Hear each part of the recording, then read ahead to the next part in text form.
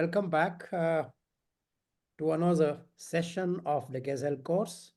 I guess this should be the one before the last one, Josh, correct? Yes, Okay, next week is fantastic. the last one. So without any delays, I'll let you step in, Josh. Thank you. All right, thank you again.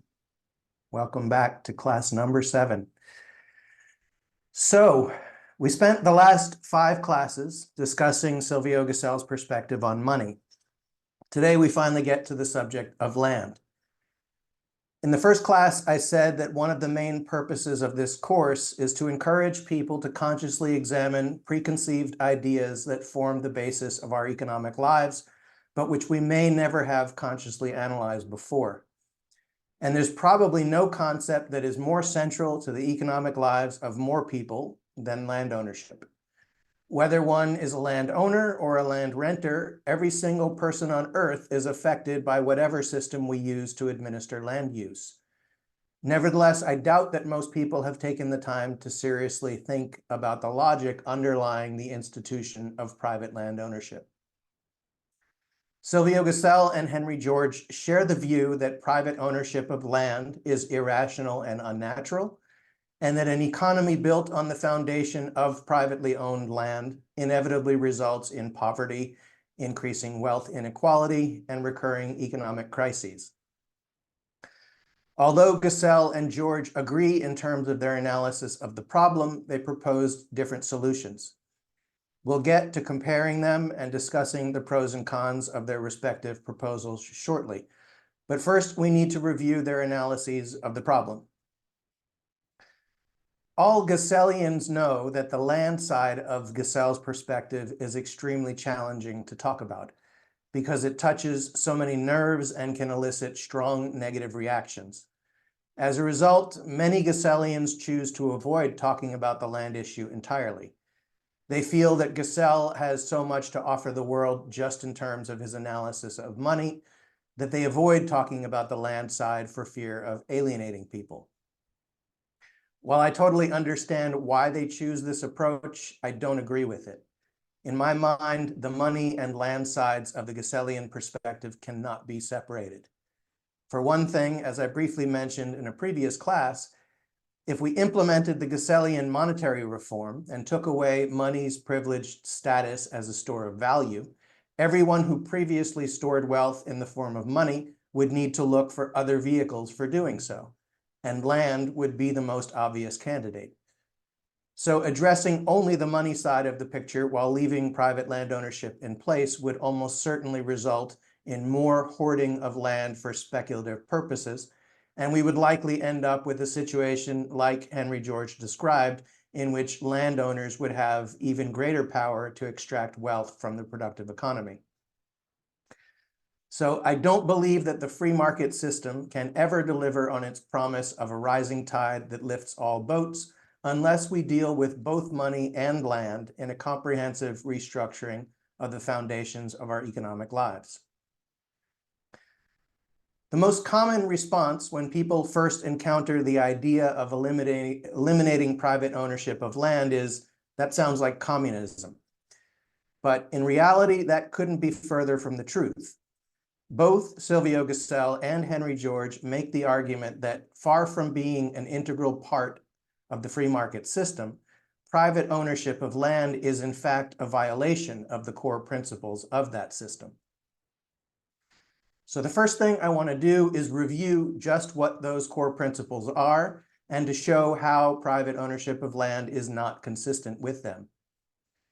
So what are the core principles of the free market system? I define them as private property, personal liberty, free competition on a level playing field, and a minimum of government involvement with the economy. So let's take those principles one at a time and ask ourselves if private ownership of land is consistent with them. First, let's consider the principle of private property.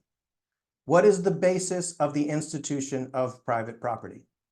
Private property is not something that exists in nature. We never see animals respecting property rights of other animals.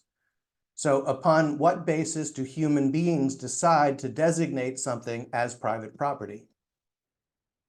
Henry George examined this question in Progress and Poverty. Let's listen to what he had to say about it. He asked, what constitutes the rightful basis of property?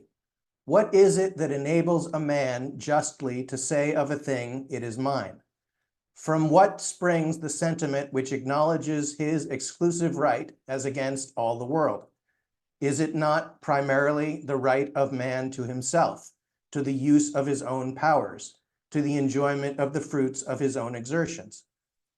As a man belongs to himself, so his labor, when put in concrete form, belongs to him. Human exertion is necessarily the only source of such a right. There can be to the ownership of anything no rightful title which is not derived from the title of the producer and does not rest upon the natural right of the man to himself. There can be no other rightful title because, first, there is no other natural right from which any other title can be derived, and second, because the recognition of any other title is inconsistent with and destructive of that right.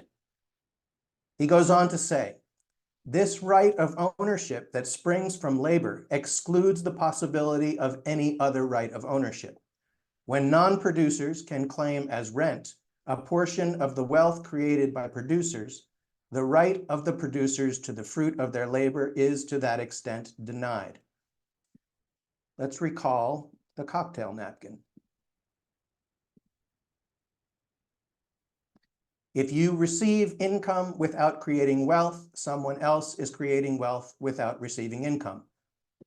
This is basically just another way of saying what Henry George said. So in the simplest possible terms, the basis of the principle of private property is, if you made it, you own it. But who made land? Land exists prior to and independently of human effort. So if human labor is the basis of property rights, there's no way land could ever become privately owned on that basis. Therefore, one of two things must be true. Either the basis of property rights must be something other than human labor, or else all claims to the private ownership of land must be illegitimate. And I agree with Henry George's statement that no other basis exists upon which the principle of private property could possibly be based other than human labor.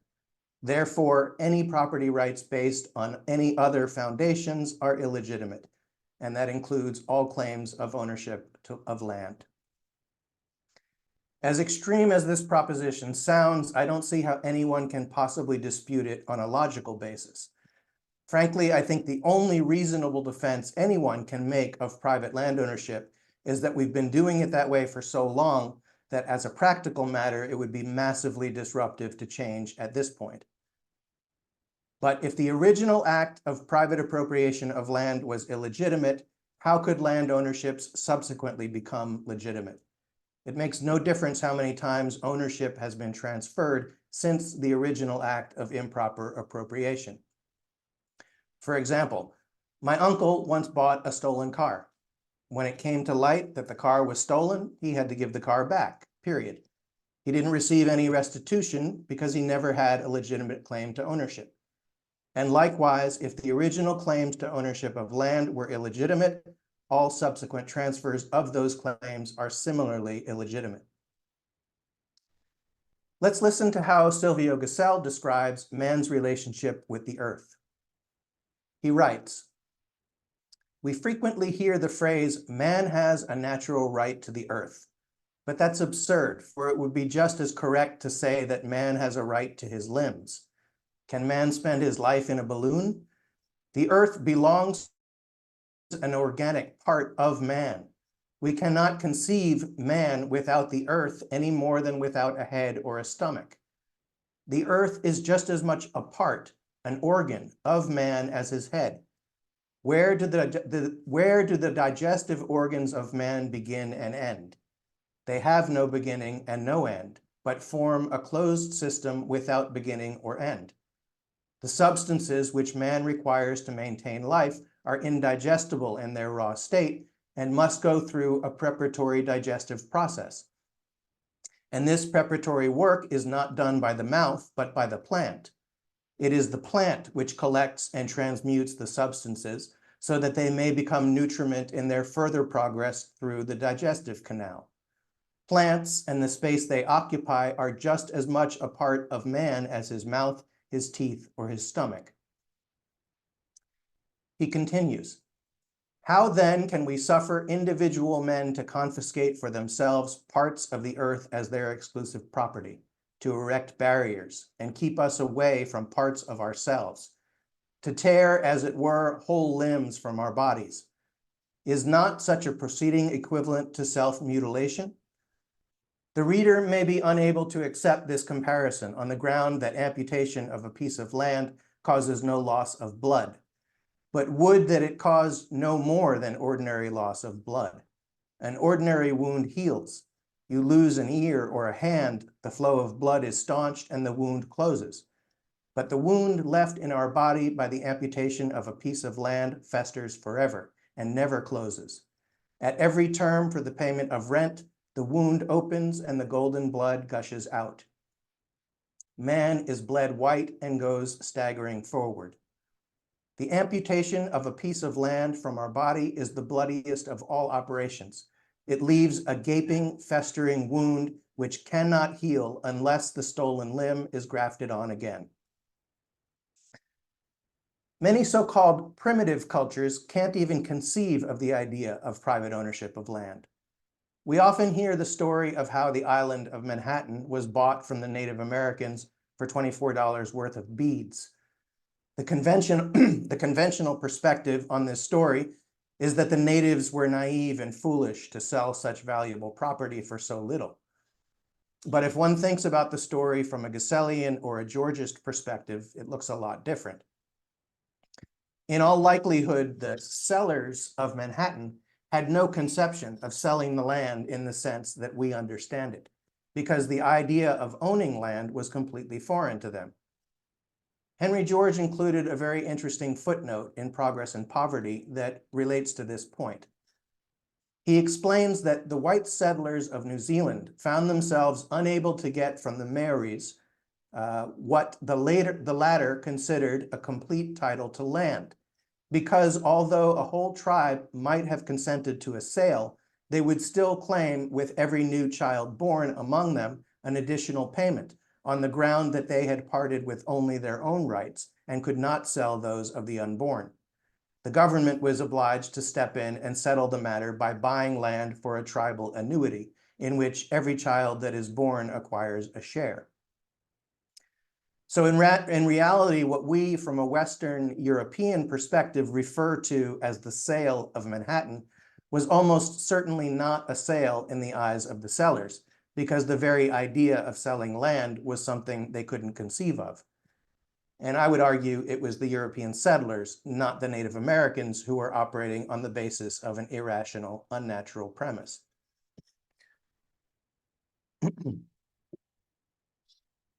So now, returning to the core principles of the free market system. What about personal liberty?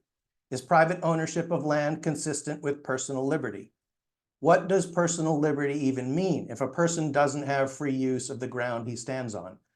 As Silvio Gesell put it, can a man spend his life in a balloon? Granting property rights of land to private individuals implies exclusion of those rights to everyone else. So how can a person be considered to enjoy personal liberty if he's not free to occupy, use, and enjoy the natural habitat into which he was born and which he depends on for his survival? What about free competition on a level playing field? Is private ownership of land consistent with the principle of free and fair competition? How could a person who does not own land possibly compete freely with those who do? There's obviously not a level playing field if people are not even allowed to set foot on the playing field without permission from whoever owns it. And lastly, what about the principle of minimizing government involvement in the economy? Is private land ownership consistent with minimizing the role of government? Can we even conceive of property rights without government? What would such a right even mean without government to enforce it? Seen in this light, would it not be accurate to say that enforcement of land ownership rights might be the single biggest instance of government involvement with the economy. So far from being communism, I would say a more accurate characterization of Gesell's position is that he was an unambiguous supporter of the general principle of private property, but he understood that the basis of that principle is human labor. He fully believed if you made it, you own it. And he recognized that private ownership of land is not consistent with that principle.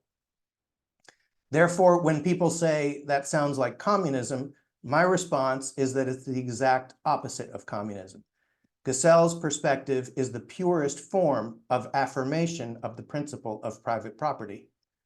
Including land along with other forms of wealth which can be legitimately owned by private individuals on the basis of human labor is to undermine the entire principle of private property.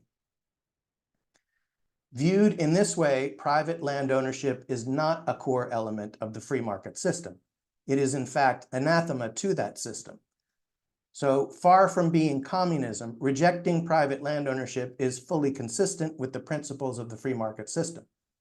And according to Gesell, eliminating private land ownership is a requirement in order for the free market system to be fully realized. Okay, if this course was aimed at the general public, at this point I would go into an in-depth examination of how a system with privately owned land results in an increasing portion of the economic pie going to landowners, thus preventing economic development from improving the living standards of the working class. And that this is one of the main reasons why the capitalistic system as we know it does not lead to a rising tide that lifts all boats. But since this course is being presented by the Henry George School, most of you are already very familiar with that subject, and going through it would be redundant. For anyone who is not already familiar with that perspective and would like to read a more thorough treatment of this subject, I recommend Henry George's book, Progress and Poverty. Personally, I find his treatment of the land issue to be more thorough and accessible than Silvio Gesell's discussion of the subject in The Natural Economic Order. But just to quickly illustrate the general point for anyone who is not already familiar with Henry George's perspective, consider the following. At the time of the founding of the American colonies, and for centuries thereafter, land could be had at the margin of settlement for free or for a nominal price. Since there was at that time no one else competing to own that land, it had essentially no economic value. However, as the continent became fully settled, land that was once free became valuable. Flash forward a couple hundred years, and some of that land now goes for $1 million an acre, or even much more. But what was the primary cause of that increase in land value? Was it the efforts of individual landowners, or was it the growth and development of society as a whole? If we're talking specifically about the value of raw land, as distinguished from improvements made to land, the increase has little or nothing to do with the efforts of individual landowners. A person who owned a vacant lot and did nothing with it would have experienced the same increase in land value as a landowner who built a house or a farm or a factory. So the increase in value that accrues to landowners is a form of what I referred to in the first class as unearned income. It's wealth that is created by society as a whole, but it flows into the pockets of private individuals. And as I've said over and over again, if you receive income without creating wealth, someone else is creating wealth without receiving income.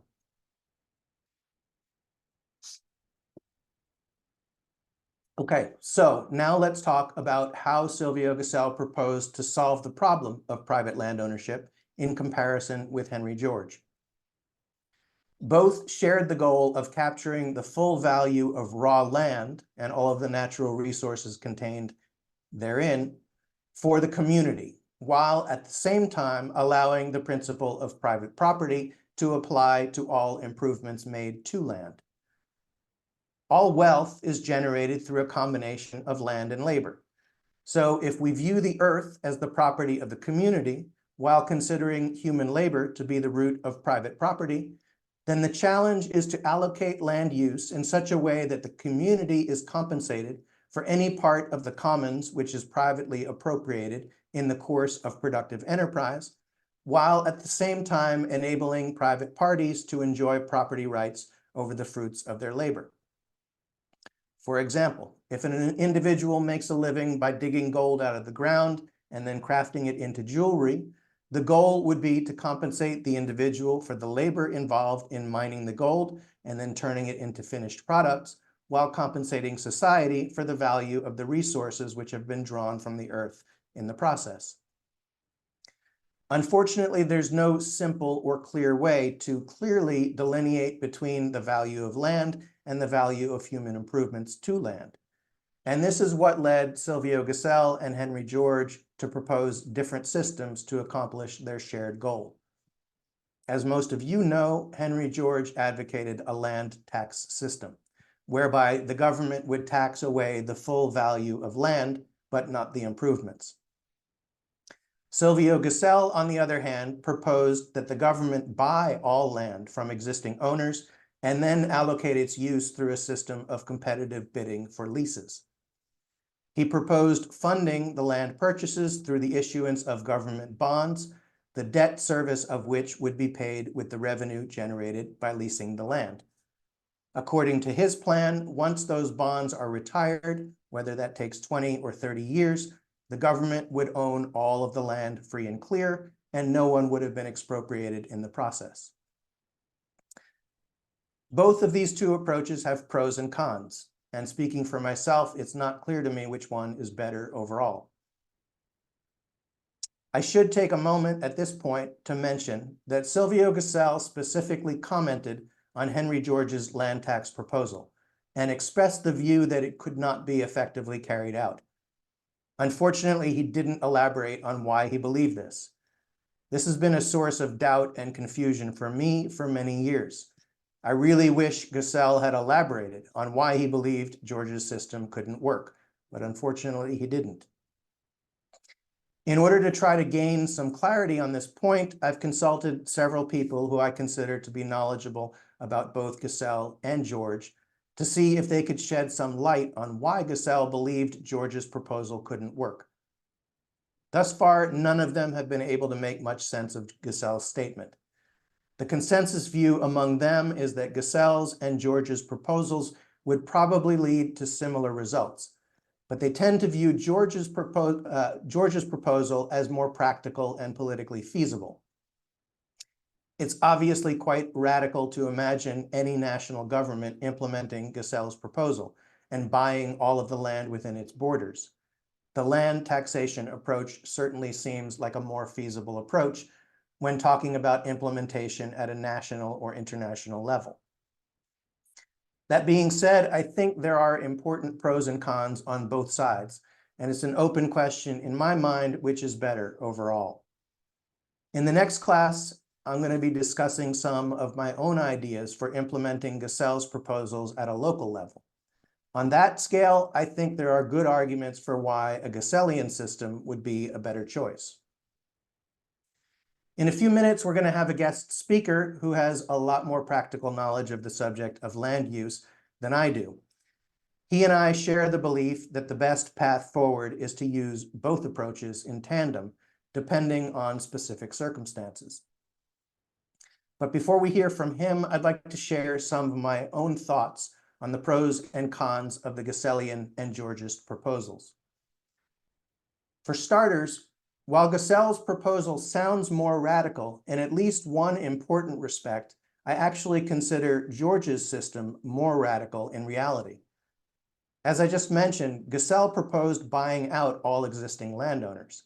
George, on the other hand, did not propose any restitution for landowners who would be negatively impacted by a land tax system.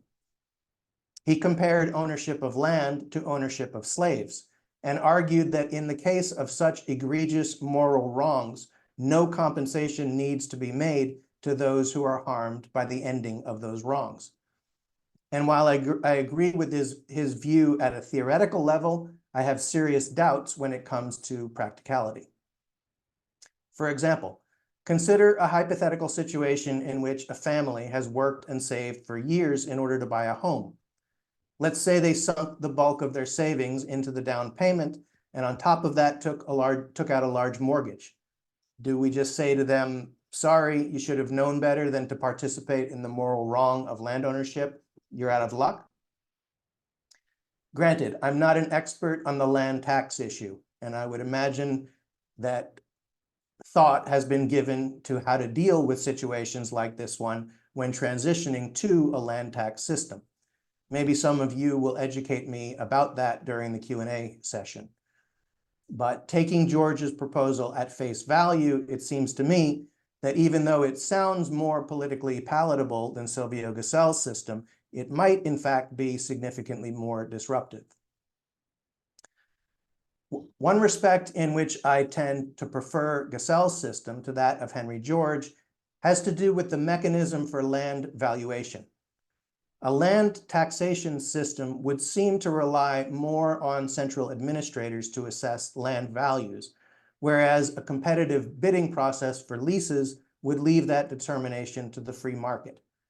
I tend to think that markets are much more efficient than central administrators for making those kinds of determinations, and I would also be concerned about the potential for corruption if assessing land values is put in the hands of administrators. For example, let's consider a concrete situation. The AT&T building in downtown St. Louis, it sold in 2006 for $205 million. In 2022, it changed hands for $4 million. Is the $200 million difference primarily due to changes in the value of the land or in the value of the building? In the land, obviously. The value of a physical structure can't vary by such an extreme amount. So how would a land tax system deal with such a situation? Would the owner of such a property have to continue paying land tax based on the $205 million valuation? If not, what would be the process for adjusting it downward to $4 million? And how could that adjustment process be carried out without creating significant potential for inefficiency and corruption? Perhaps part of the answer is that under a land tax system, we wouldn't see such extreme swings in land prices, and that it's the existing system of land ownership and the speculation that it gives rise to that makes land values so volatile.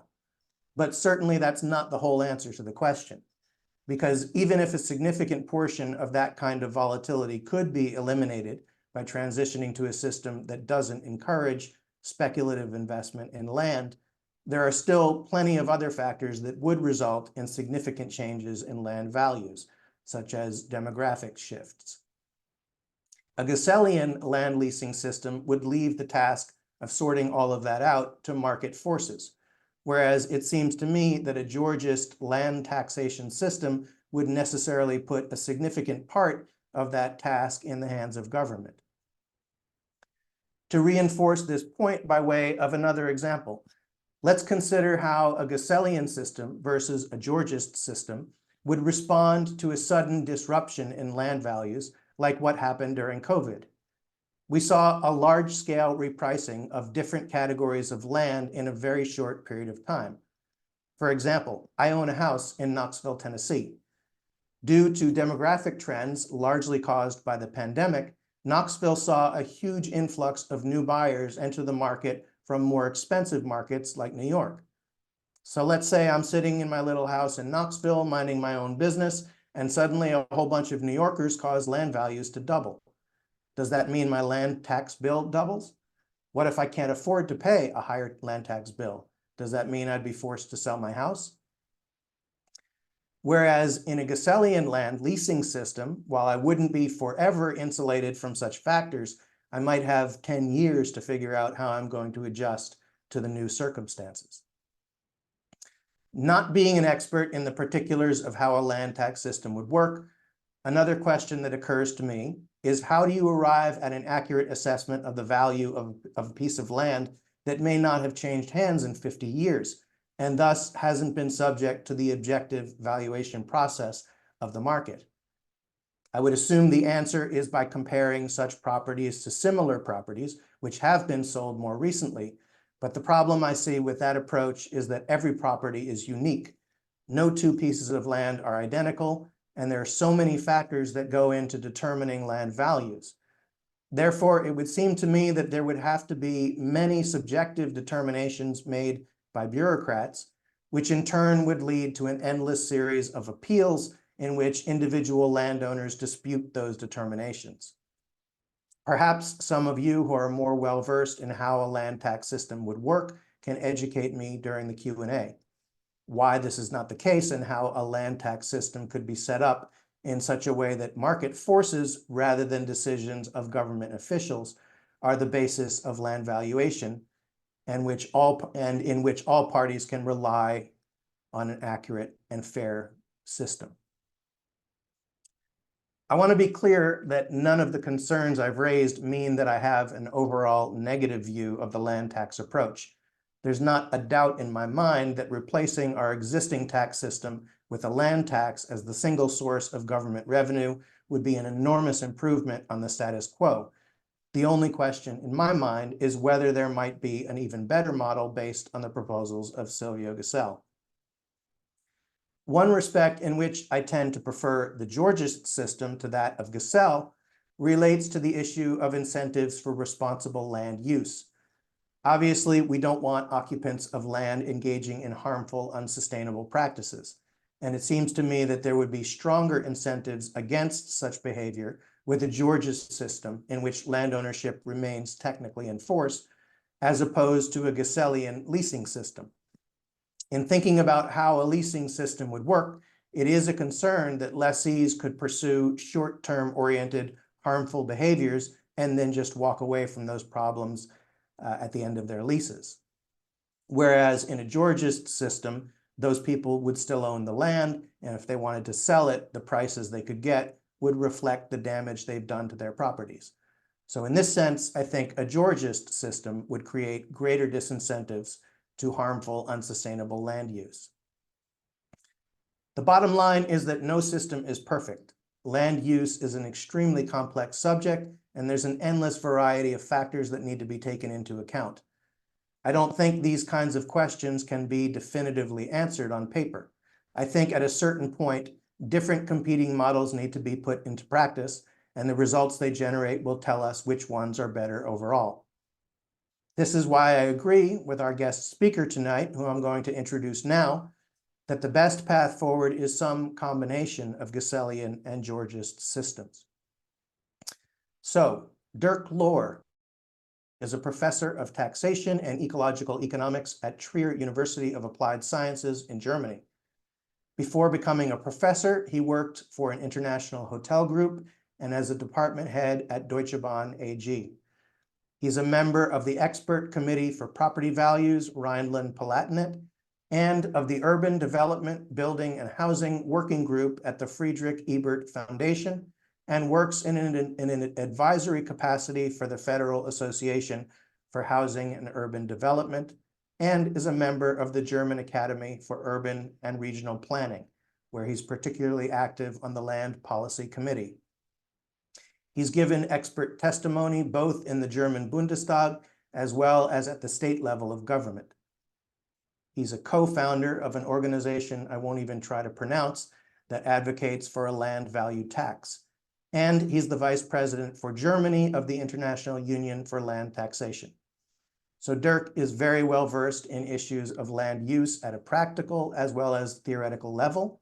And I'm grateful that he could join us tonight to share his perspectives on the relative merits of both Silvio Gesell's and Henry George's solutions to the land problem. Dirk, the floor is yours. Thanks, Josh, and thank you very much for your enlightening remarks, which I, to 95% really can agree. Let me give some general remarks before what you said about the difficulties, particularly in land valuation. Maybe some of you know about it. Friedrich August von Hayek, this famous Austrian economist, he was a Georgist. He came into economics about Henry George, and he turned around. He said, "No, I don't be Georgist anymore because he considered this valuation question as not to be solvable. Quite interesting. Okay, back to Silvio Gesell and to Henry George. For many, the discussion in Germany is what is more important, the money reform or the land reform in Silvio Gesell? I think there's an agreement that land reform without money reform is possible. Another thing is it also effective? But it is possible. But money reform without land reform is not possible. And there's also another agreement. Silvio Gesell, I don't know, my English is a little bit poor if I translate it right. The main work is in German, it is die natürliche Wirtschaftsordnung durch frei Land und frei Geld, the natural economic order through free land and free money. And there was a discussion whether it was first Freiland by incidence, or if Gesell considered free land issue as more important than free money issue.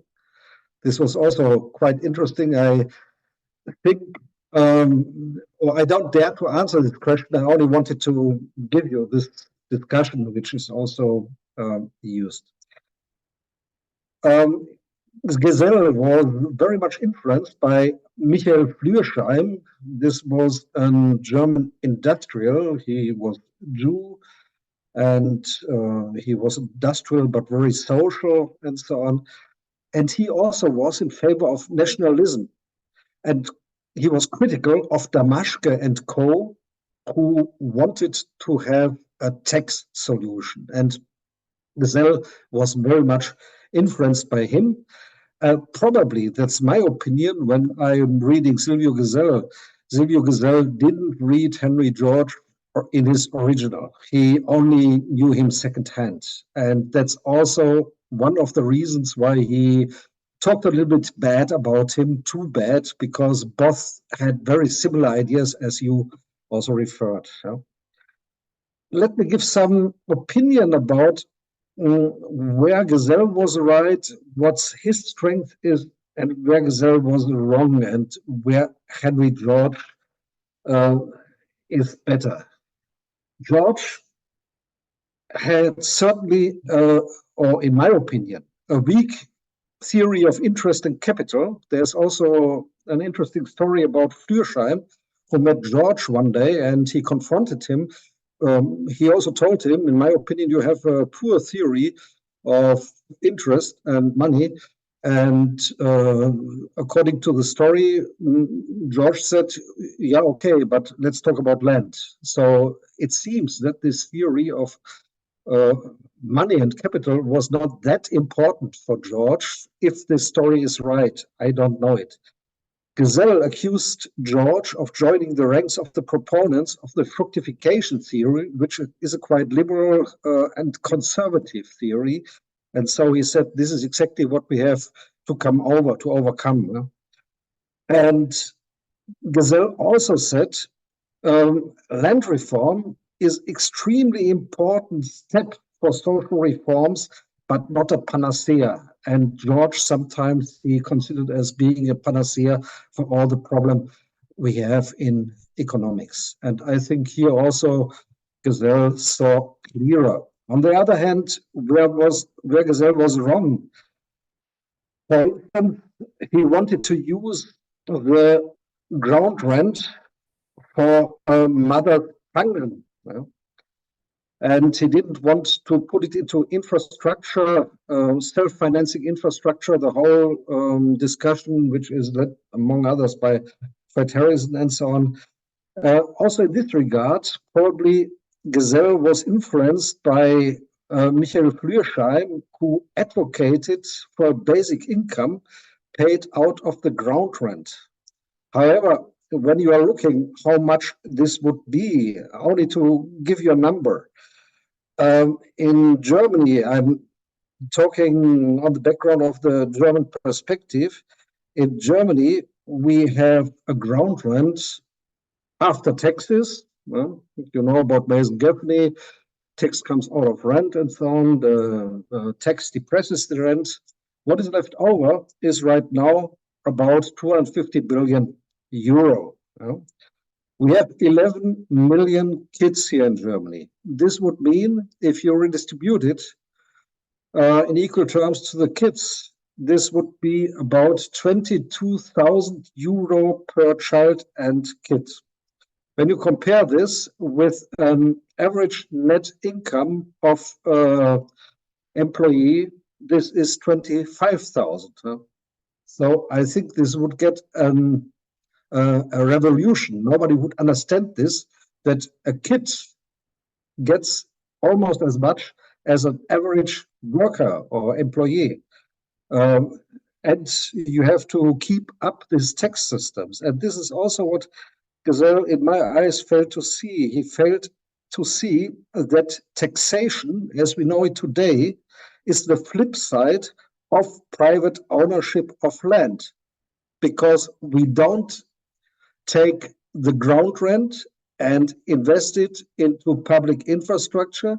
We let the ground rent being privatized, and in order to pay the public infrastructure, we have to use this taxation, which is damaging and unjust in many regards. Those who know about Henry George and his descendants, they know about this issue. I don't want to go deep inside.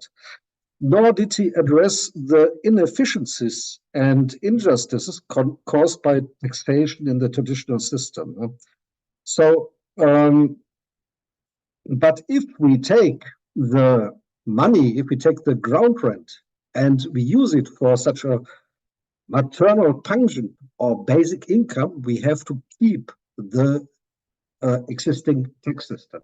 And this is, in my eyes at least, one of the key problems also in capitalistic systems. But now to the point you wanted to stress, Josh, this is the relationship between Gesell's theory of money and capital and Henry George's land theory. I think they are not mutually exclusive, but complementary. You have to see them as complement. One is strong in capital, one is stronger in land, as you said. But also practical. The one is land value taxation, the other one is land nationalization, and then giving it away by auction. However, I want to tell you some impressions I got on the background of the German system. The auctioning of land has been criticized to the highest bidder. We had it also in Germany. We had some public land, and it has been auctioned to the highest bidder, but it is almost not done anymore for several reasons. One reason is the winner's curse. What does it mean, winner's curse? With such an auction system, if it works well, we want to get something as the market price. But who gets the ring with such an auction? The ring gets the highest bidder. Those who represent the market price, they are normally below the bid of the highest bidder. This means very easily the highest bidder overrates the market, the price. He is higher than the market price with his bids. Okay, there are some ways how to deal with this issue, but I can tell you municipalities in practice are not able to deal with it. It is not possible right now. And another thing is the public property is not only about taking away the ground rent. Public property, so the discussion we have today, is, for instance, also because we have climate change. We have to adapt to climate change. It is not only about efficiency, but we have to do some things. For instance, we have to make some plans that we have enough green areas and so on, that we have some land in which the water can go inside, that we can adapt to climate change, and we are not all cooked in the future. On the other hand, we need housing which is affordable. All these things, the pure market process is not able to do. With one price, is not able to deal with all these trade-offs. And for this reason, the procurements which are done right now are so-called conceptual procurement. This means the bid is not made only on the price that those win who have the highest bid on the ground rent, but it is also on qualitative issues such as barrier-free living for older people and so on, that some people who have difficult access to the housing market also are considered. For instance, some women or fathers, singles with kids and so on, very often very difficult for them to get some flat and so on, also have to be considered and so on. And the concept has to consider these and also other things which have to be taken into account. And there's a jury normally, a jury with different experts, and they give points, and those with the highest points, they get the ring, and the ground rent is only one part of it. It is only one element, but it is not dominating the procurement. And with this system, we made, or in Germany at least, very good experiences, and more municipalities are doing this, particularly in big cities which have a big pressure for incoming people and so on. More and more people wants to come in, but there's not enough space and so on. And here it is made, and so far the experiences, they are very good. The problem is this conceptual procurement I just was talking about can only be done if you have a certain administration which is capable of doing so, which has the manpower, which has the qualifications and so on. Not every little city can do it. Not every little town can do it. Only big cities, they can do it. But in these big cities, we have a culmination of all these problems on the housing markets. They can do it. This is one reason why I say, at least here in Germany, maybe in others, in other countries it's different. At least in Germany, this public land ownership combined with such a conceptual procurement, makes a lot of sense in big cities, but not necessarily in countryside where we don't have the administration to make such a conceptual procurement. You also have to see that the contracts sometimes are very, very complex. You have to handle them, the ground lease contracts. It is not easy. You have to handle them, and that's still a problem, but I don't want to go into detail. If you're looking to the land value tax, in my eyes, it makes more sense in peripheral regions where the land values are not that high. However, as you mentioned, the crucial point is the valuation. Myself, I'm in two public valuation expert groups. So what we are doing is we are looking for transactions, and we are looking how these transactions, for which prices they were done. We are trying to sort out some exceptional things and so on, like if some relatives are selling to each other and so on. And then we are trying to get a value for certain zones. Nonetheless, this system has problems. You mentioned already, what about if there's no sales, or what about if you have a town or a city where also there are buildings but no sales of the land for a long time?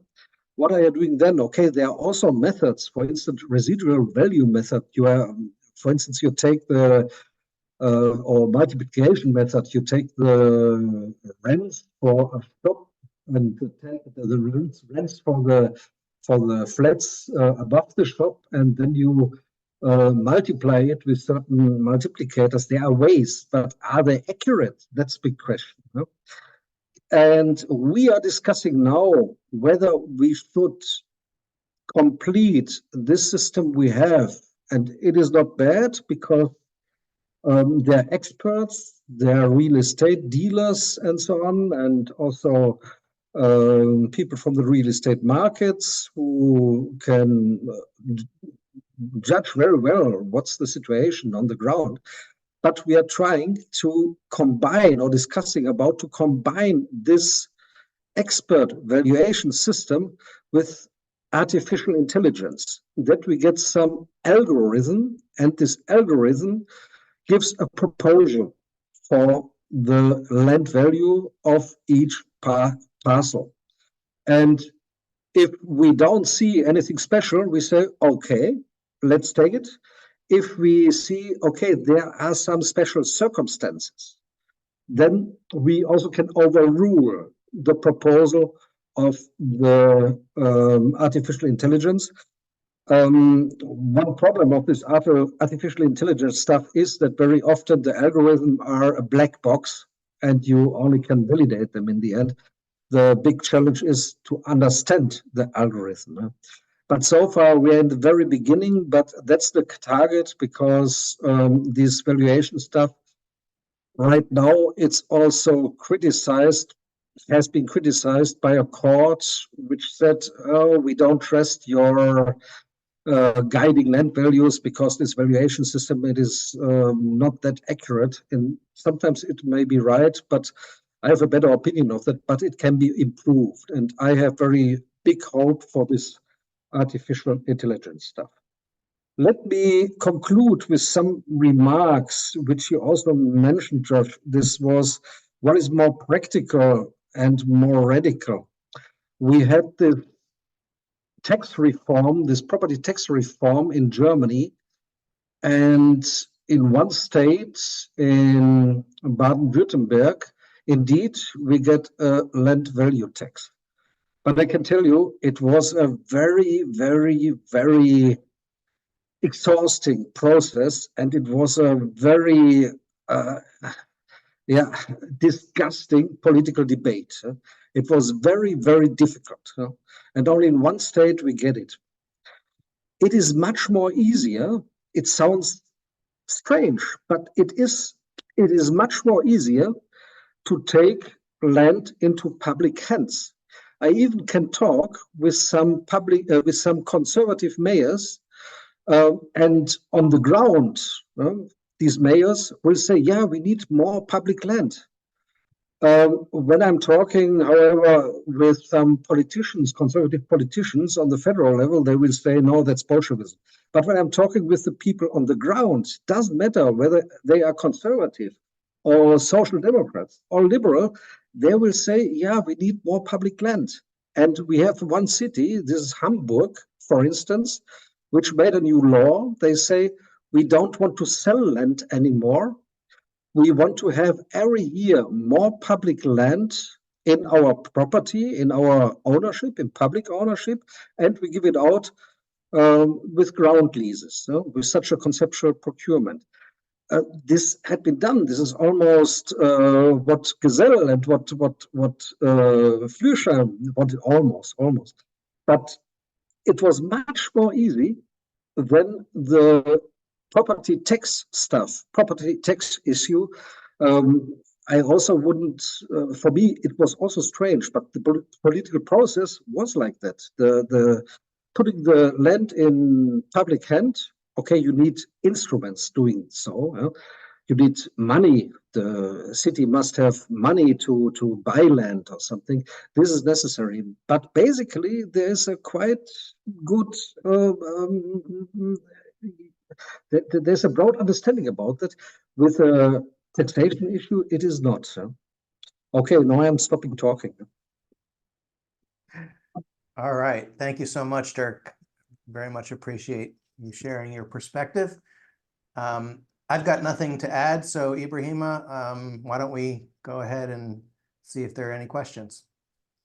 Great. Dr. Mari. Yeah, thanks a lot. That was a great discussion. I got four things that I got from Dirk. First off, on May 20th, I'm starting the class at the Henry George School on Henry George's last text called The Science of Political Economy, and it's very clear that he had clear ideas about money. So I guess we'll have to wait until I teach that to go in, but very shortly, his ideas were baked into the Chicago plan that was debated in the early 30s.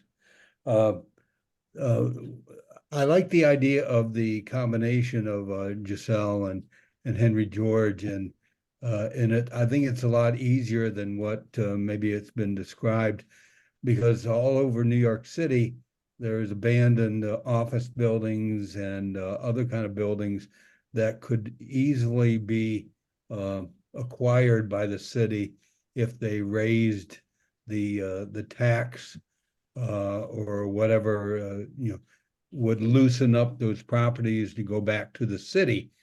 But the city in New York, they have this bias toward, well, if we have any property at all, we have to sell it, and which is totally insane. But that's what they do.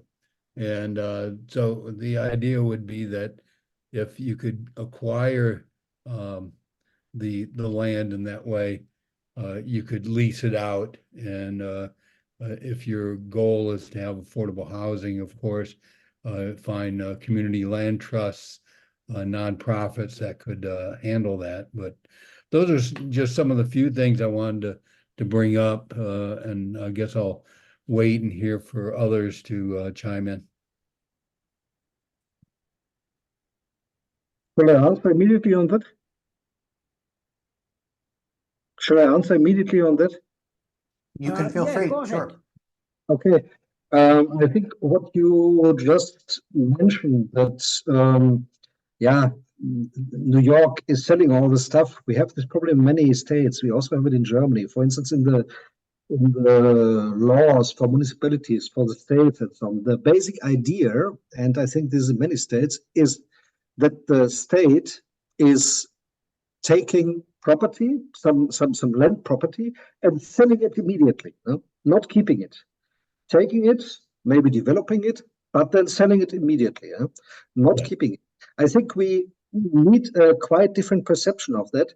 We need a sort of, one researcher called it in a book, property state, such as Singapore. We need the idea that land basically has to be owned by the state and basically not to privatized anymore. And if, then only on the regime of a land value tax. I think here we have to change the thinking also we have in many legislations all over the world. Yeah, I agree. Yeah, we need to influence Albany. Thanks. Thanks. Joris. Hello, everybody. Well, as I was listening, I got the impression that there's sort of a mixing up of two discussions going on. One being a discussion of, well, how do we develop a system for ending unearned income? In this case, in the area of land ownership. And on the other hand, a discussion of what is the best way of taxing people. And I think that it's probably, well, in my opinion, it would be best to try to separate those discussions and, well, start with agreeing on what would be a good system for ending unearned income. And then on top of that, we can discuss what would be the best way of taxing people, but have it be clearly identifiable separately for everyone. So things don't get more complicated than they have to. And I'm not 100% sure that I understand Gesell's theory on land reform completely, but I'm under the impression that in his view, taxes are combined with land reform as well, because the government would well buy or take all the land, and then they would sell leases, but they get the money. So what do they do with the money? The government. I assume that's a form of taxation as well, right? So that's my first question, and then I have some out of the box idea which I can share as well. Let me, before handing it off to Dirk, let me just clarify what Gesell said in terms of how the income from land leases would be used. He said that all of the money coming in from land leases should be given to mothers in proportion to the number of children that they have.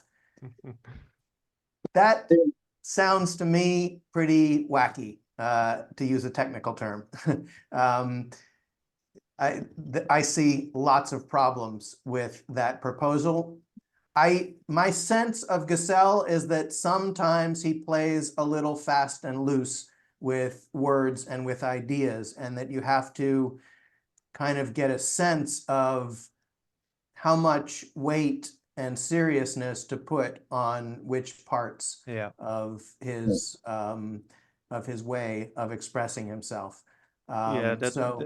There's a very much a feminist idea behind it, or somehow at least some opinion about family and gender roles and so forth, which makes the discussion a lot bigger immediately, which makes agreeing on anything more difficult. So I understand that my assessment was correct, actually, that in both Georgist and Gesell views on land reform, the issue gets conflated with taxation. And I think it would probably be better to keep it separate. And just as a sort of a brainstorm, I want to share a theory of how you could achieve that. So you keep the market for real estate intact, and you calculate what would be an average sum of money required to own the average real estate. And people who own more of the average have to pay each year to the people who own less than average. And the government just administers the process. So, and then you take the government out of it, then you take taxation out of it, and you start from the view that the commons are actually owned by all, and it's inalienable. So people who get to use less of it have to be compensated for it by the people who use more of it. And that could be very well justified, that some people use more of it because they have more ideas or more ambition. But they don't have more rights. So there has to be some sort of compensation for them, taking more space. So just to add to this discussion, that's it. May I say something to this?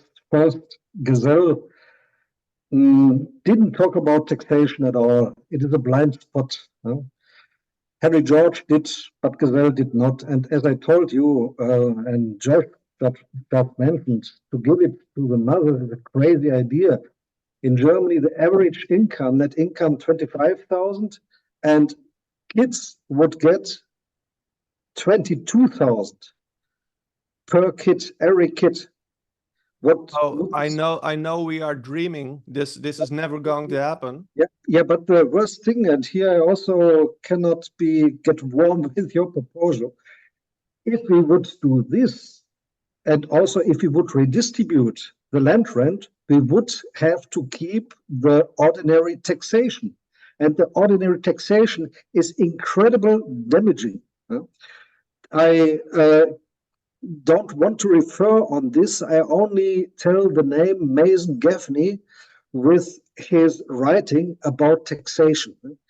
And we have to do everything.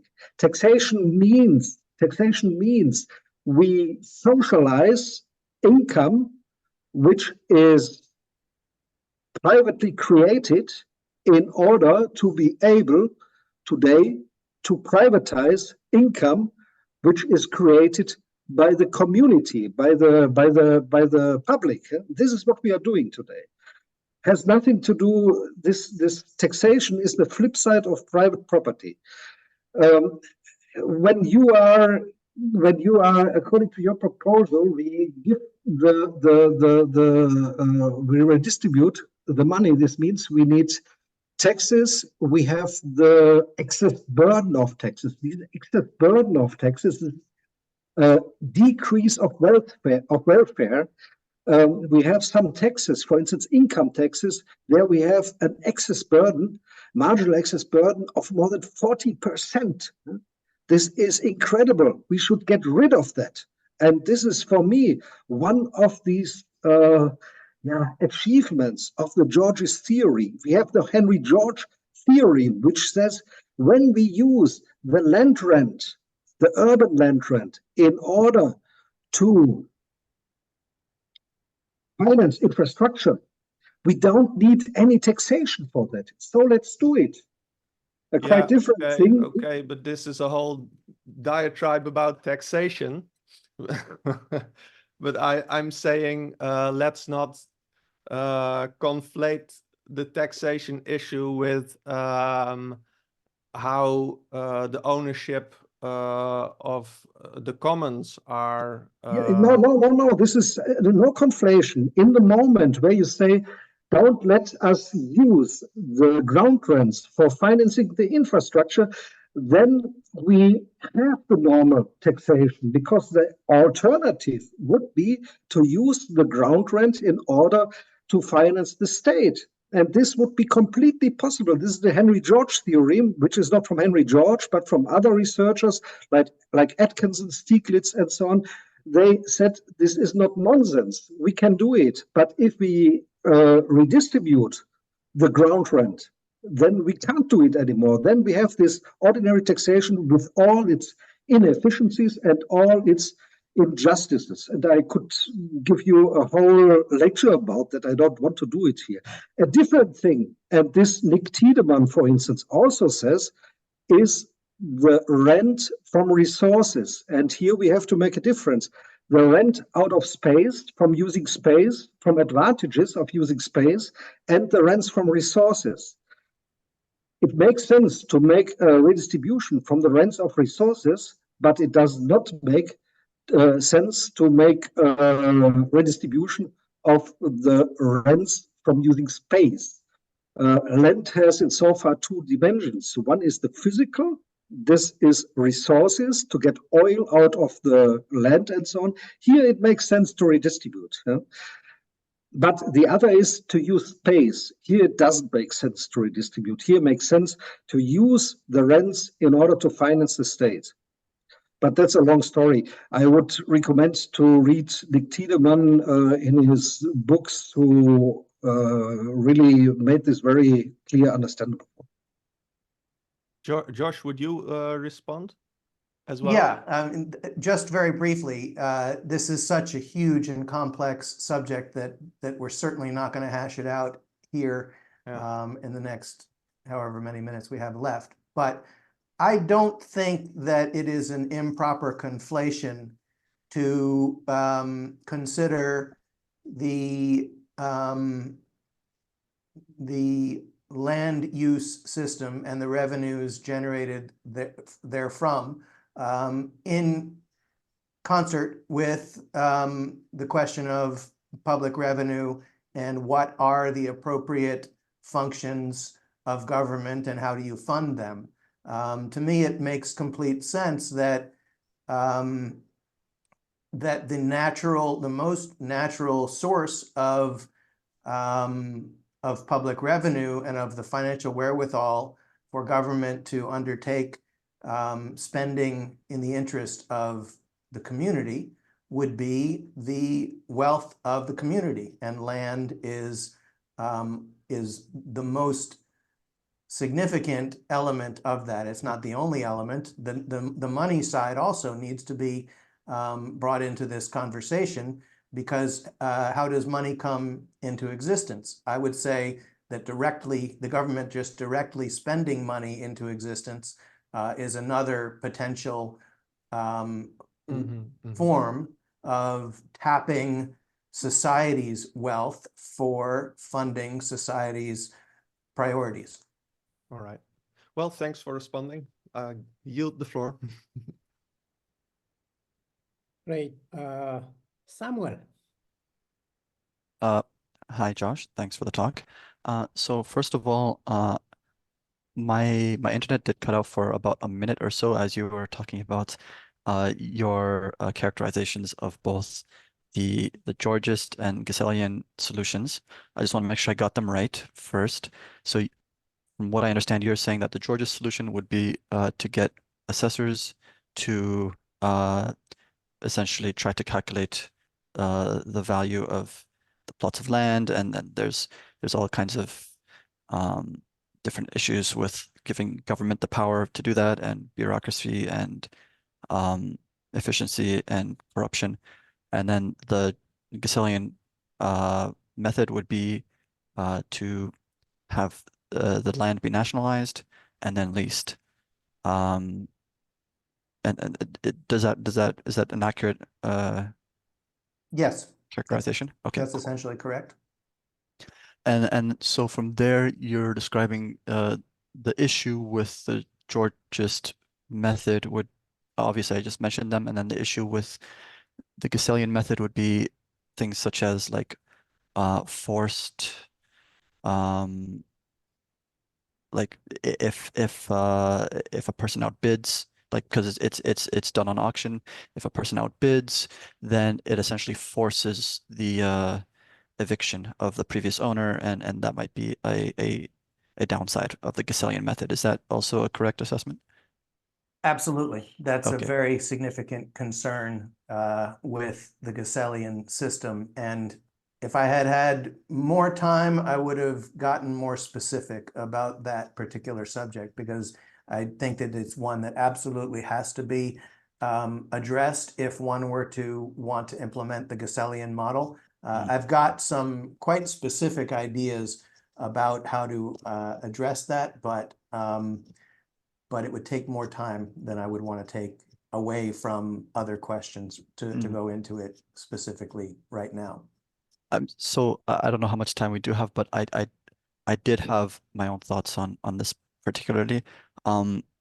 Before I even knew about Gesell, I had basically thought that the market solution was the most sensible solution for implementing a kind of land value tax where people it wouldn't be done by land assessors, but it would be done basically by bidding on the value of the land that you were proposing. So basically, it's the same system as Gesell, except for a nominal difference with whether or not the land is technically owned by the government or not. But I have been notified of that specific issue of being forced to be evicted. Recently, I came across a solution to that, where basically you could have auctions done on properties as they're being released into the market, when a person sells or when a person decides to leave on their own. And then using that market information, you could essentially spread that data across the entire neighborhood.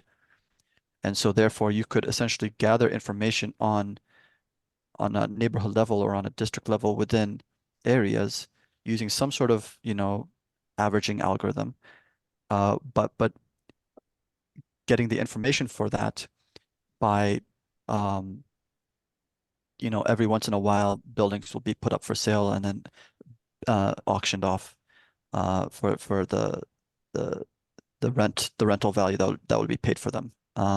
So I feel like that would be a way to circumvent the issue, because you don't need information on every single plot of land. You can have information on a neighborhood level, and even if specific neighborhoods, after a lot of time, maybe nobody in the neighborhood sells, you could do different things like try to scale up your averaging so that you can look on a higher higher level, on a city level or on a county level or whatever, to try to find information that would be able to provide you what that actual value should be.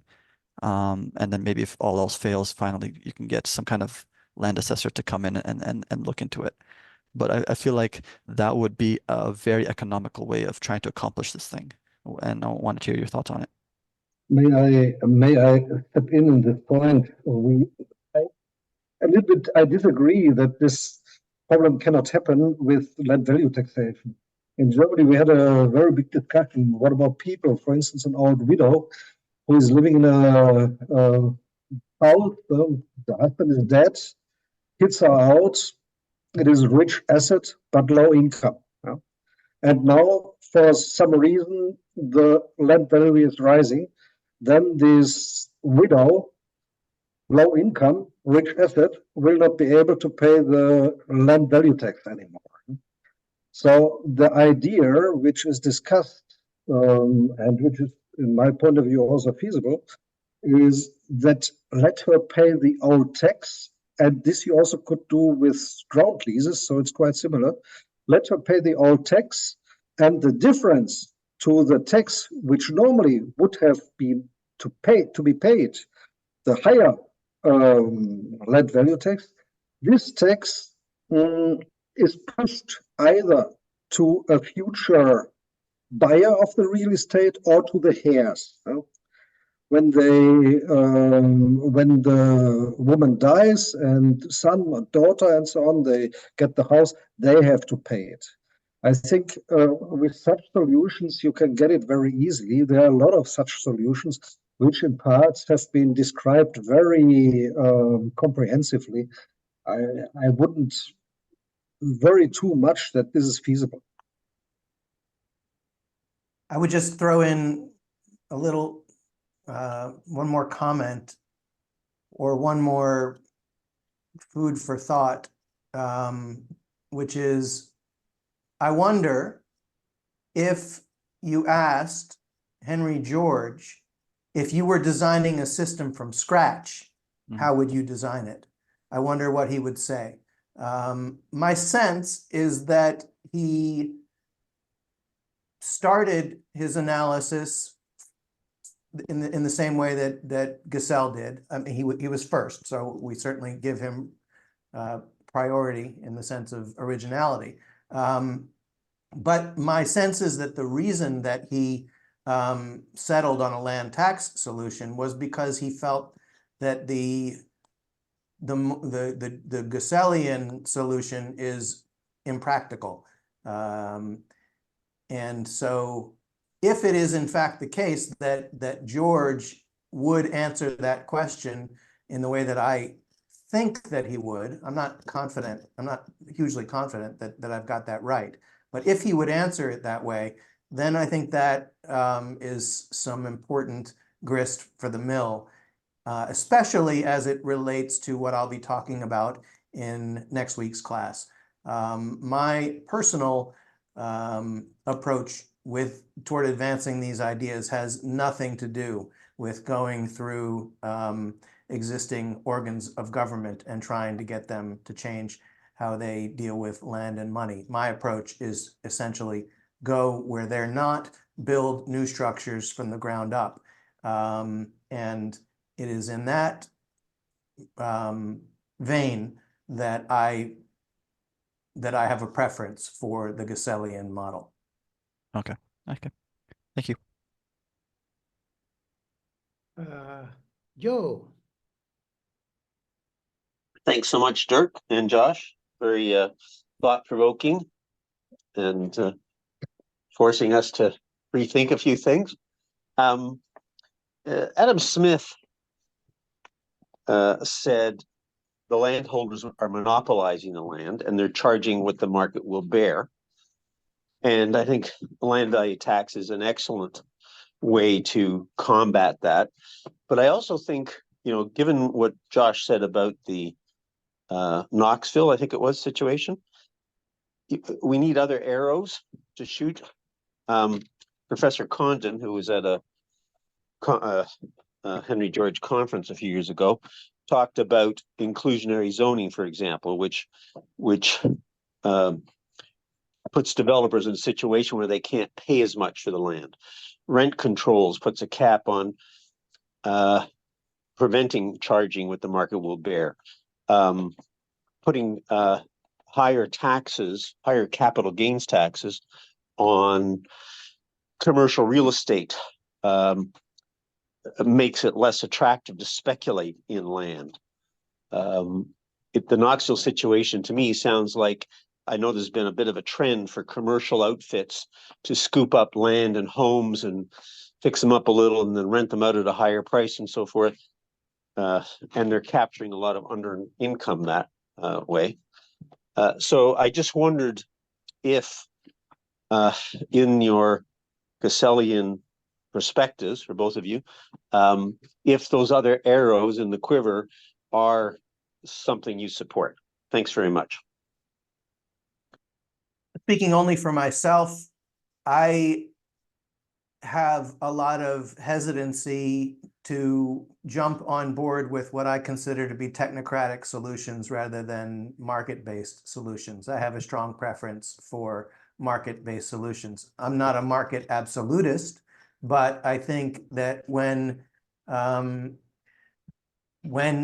you have to choose between the two, unless there is a very compelling reason to opt for the technocratic government-led solution, I prefer the market-driven solution. And I think that's consistent with what motivated Gesell. As I've said more than once throughout this course, I consider Gesell to be the purest expression of free market principles of any economist I've ever read.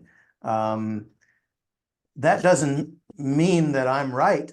I'm just expressing my personal preference. I think that government and technocrats, oftentimes with the best of intentions, do more harm than good.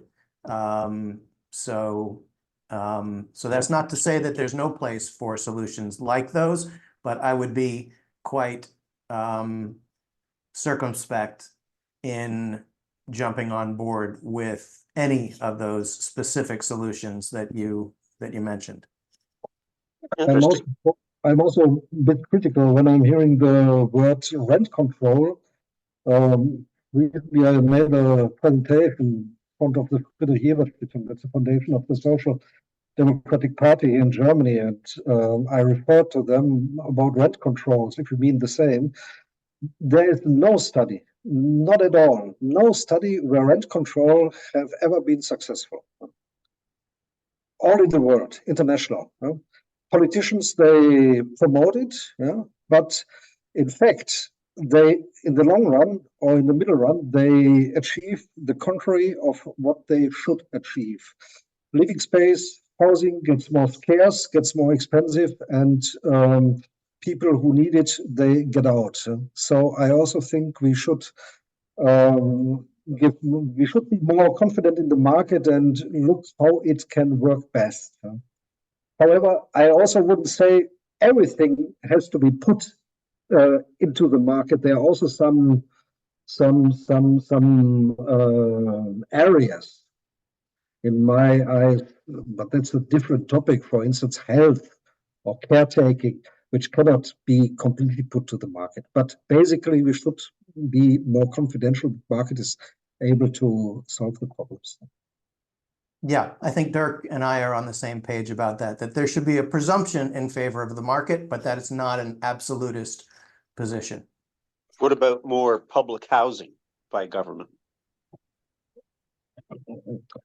I think public housing, we should discuss about it.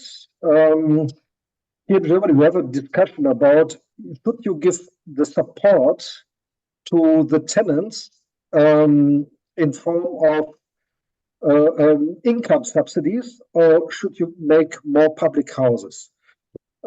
Most economists say give them money that they can afford what they need, give them some income subsidies. And so the allocation process, the market process is not disturbed.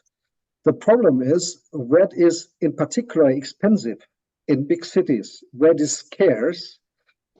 Then you give to a limited supply even more demand because you're strengthening the demand, that it's getting even more expensive and the rents are rising. This means, in my eyes, you need both, but these subsidies, this income subsidies, more in the peripheral regions and this public housing more in the centers, in the central regions. But there's always the problem that public housing is also connected with misallocation. There are also other solutions which should be considered beforehand. For instance, buying some rights from the municipality, from some private house owners to put some people inside on a voluntary base. I'm the municipality, you are a house owner, and I say, is it okay that I buy the right that I can put some people with need into a flat of yours? You get rent and so on. And for my option that I can allocate somebody inside, maybe somebody who had problems, who was criminal in former times, out of prison, he doesn't get a house. And so for this, you get extra money. Such market solutions, I think they should be considered beforehand, public housing. Some economists argue that those subsidies are really just subsidies to the rentier, as opposed to the person seeking shelter. It's a subsidy to the rent seeker. But exactly. If I could give my 2 cents on the public housing question, while I certainly would not oppose public housing proposals in our existing framework, there's certainly a need for it. I consider it treating symptoms rather than causes. And so, you know, it can and should be done. I would never say public housing should be eliminated or even reduced, but I think we should not lose sight of the fact that the need for public housing is a symptom of other more fundamental problems. thank you so much, gentlemen. Thanks. Thomas. Yes, okay. I just want to break a short lance for the original proposal of Silvio Gesell, because I don't think that it was wacky or not well thought. I mean, he clearly explains that where does the price of a property of land comes from? And it comes from the amount of people who are concurring about this land. And where do these people come from? These people all come from women. And I mean, in the end, we know that women have a big economical disadvantage that arises from these times where they need to care for children and where they can't work.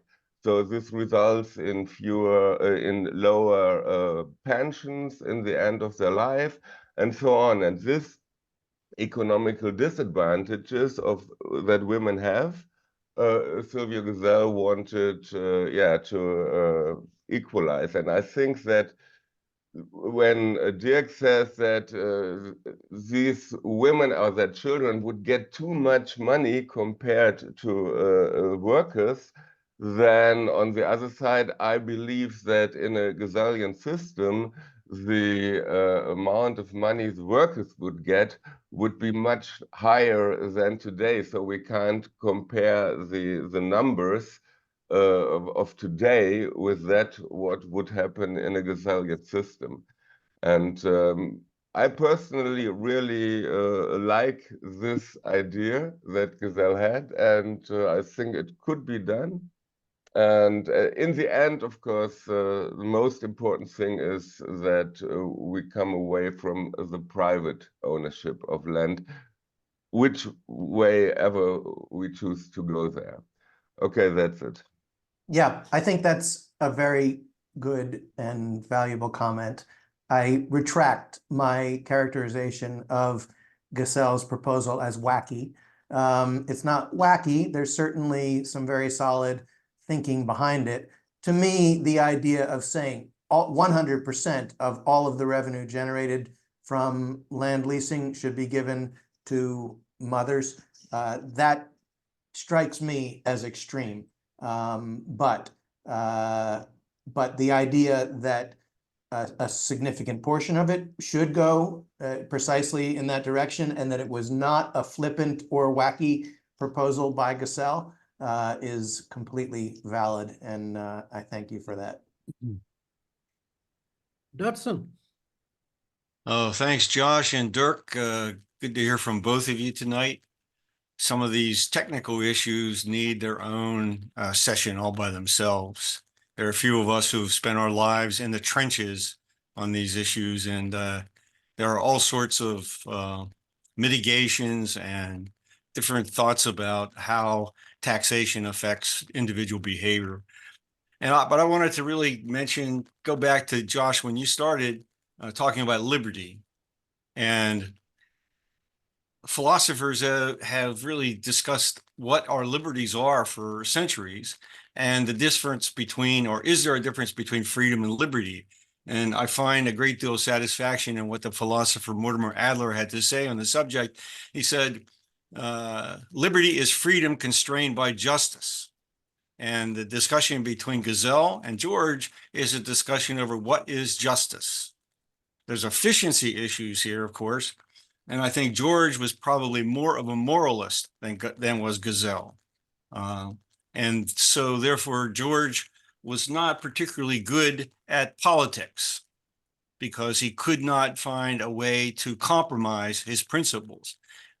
Michael Hudson wrote an article about George in this respect some years ago that's worth reading, how he just was not able to compromise in order to get things moved forward.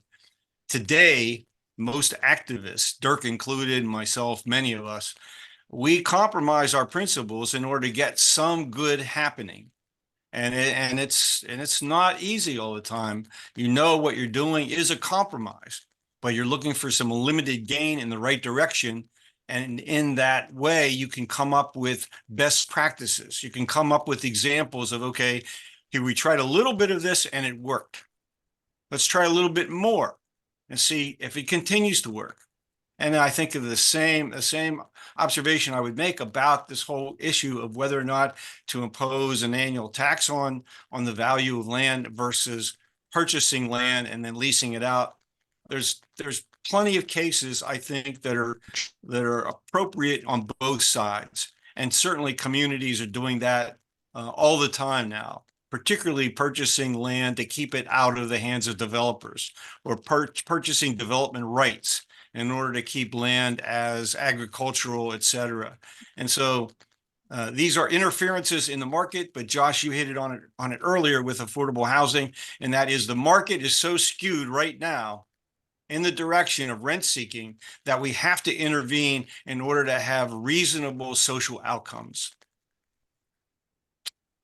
At least that's my view. Agreed. Nothing to add to that. Except I think it's interesting that you say that George was a bad politician. I mean, what he accomplished or nearly accomplished in the mayoral race is pretty stunning given the radical nature of his platform.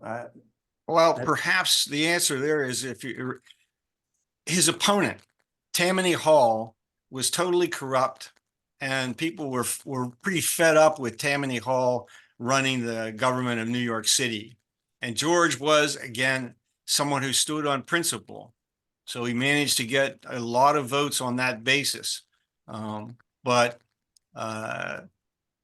he could have won had he made a stronger alliance with working people and given them much more a sense of when he was in office, he was going to do what working people needed, and he refused to do that.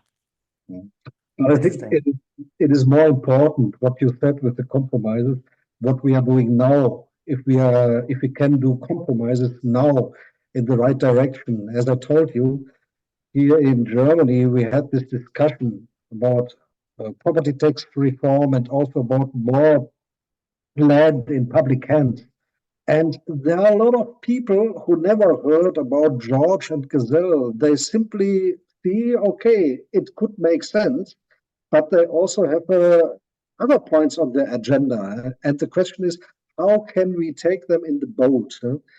We can make a lot of good ideas. We talked about this valuation, for instance. There's, for instance, a nice idea, self-assessment. Everybody makes self-assessment to his plot, but the state has the right to buy the plot for this price. Brilliant idea, but you can't do it. It's against the constitution. It would get a revolution. All the house owners would be against it. You would have the whole republic against you if you do that. Smart idea, but not feasible. And then we are with these technical issues, we are with compromises and so on. And I think if we make little steps forward, this is democracy, and this is also reform process. We have to be happy, and we have to look that it works. Anthony?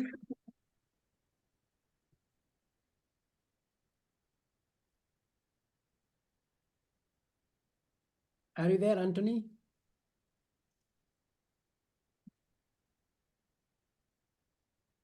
Yes, soon I have to go to bed because in 5 hours I have to get up already. That's fine. Thank you so much. That's a hilarious idea you just mentioned, by the way, the self-assessment. Yeah, but it's only theoretical. Huh? Yeah. Practically, you can't do it. In Germany, for instance, it would be against the constitution. We couldn't do it. But it's funny. Well, Josh, it's been proposed in the United States by a number of people, particularly addressing that proposal toward libertarians. Interesting. I've never heard of it before. Interesting. So looks like Anthony is having issues with his mic. So let's go to Xian. Yeah, hi there. This conversation has been really interesting, I just gotta say. But as I've been listening and kind of getting a sense of what people are talking about, I kind of realized that implementation seems to be a big topic of people's minds. Is that true? How do you actually create a land value tax that is successful? It kind of reminded me of this article I read a while ago by a researcher named Lars Dulce, and he kind of goes through the research and figures out what people have done and how people mathematically model the correct way to value land. I was just thinking people might find that interesting, so I'm going to post that in the chat. Thank you. This is Ed. I put a comment in the chat. Ted Gortney, who is in attendance tonight, has written many papers on how to properly value land, and his writings are available online. So put his name in your browser and you can become educated on the subject. Ted, what was his last name? Gwartney, Gortney. Yeah, look at the little box on the lower right. I'll type the name for you. Thank you. So guys, I say goodbye. I go to bed because here after 2 o'clock in the night, and I have to get up at 8 because I have to make a video conference tomorrow in the morning. Yeah? All right. Thanks so much for joining Thanks, us, Dirk. Thanks for joining us. Bye Take bye. care. All right. Yanis.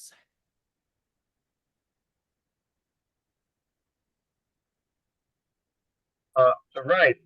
Very, very fruitful discussion. Let me, my approach is to try to avoid these theoretical and semantic discussions on what is, taxation, what is government, if government is good, if government is bad. I treat anything as a private entity. What is government? I mean, there's some private individuals who form a certain body and they claim they provide certain services. So why can't they operate like any other private corporation? Why do they need any special privilege to confiscate from people, to decide who is good, who is bad, and whether their projects are good for the society or not? I mean, we know that governments are the most inefficient, most corrupt, and most ineffective form of economic function. So I have no idea why we believe that we should be taken from people's hard work in order to fund this inefficient entity. That's not helping government either, because they get complacent, and you give them money, and then they have no reason to become efficient. So I really doubt that taxation is something that we need in society. If, like any other company, government can solicit and pitch their projects to the public, and people would be very happy to fund them and pay them, and buy their bonds. Now, but back to a more fundamental discussion about what rent is and what unearned income is.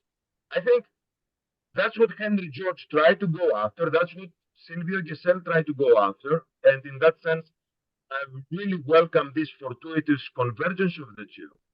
And I'm pretty sure that Silvio Gesell would not advocate for redistributing the products of theft. How do you deal with theft? You return the loot to the person that it was robbed from. And that's how you should handle rent. Rent is illicit confiscation and theft.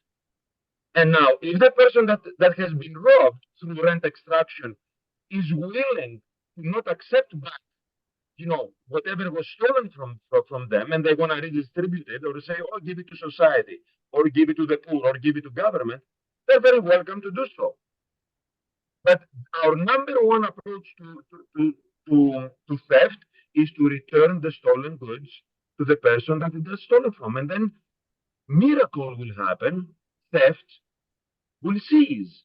Because why a thief will invest time and energy and stress to steal if he's not going to be able to keep any part of the loot? So that will solve the unearned income problem. So what do you think of that? And what would you think Gesell would respond to such a proposal? Thank you. I think he would agree with you. He said there's a passage in Gesell that has stumped me for years, And I think I just finally made sense of it, which I wish I had it in front of me. But he basically says that the core principle of our entire economic system is usury, that we are all essentially trying to mutually exploit each other. And it's just the fact that it's mutual that makes us not identify it as usury. And I was so stumped by his use of the word usury in that context. And here's what I came to, and this is just offered for your consideration. I think he was actually doing a Jedi mind trick on us. I think what he was trying to make us see is that usury is an illusion. Usury does not exist. Usury is normal human impulses, normal human behavior operating through an irrational set of arrangements. And that if you rationalize the architecture, then normal human behavior will not manifest as usury. So that was the light bulb moment for me, and I think it relates to your comment. Thank you. Thank you very much. I don't see anybody raising hands. I guess we can just conclude from here. Josh? Yep, I got nothing more. Fantastic. So we will meet again for the final session of Gesell. That's going to be next week, Wednesday, same time as today. Thank you very much. And one information that I'd like to share with you, just like today, the emails will be coming from SGSS Education, not from Eventbrite as previously. They sort of changed their policy. Thank you. Good night.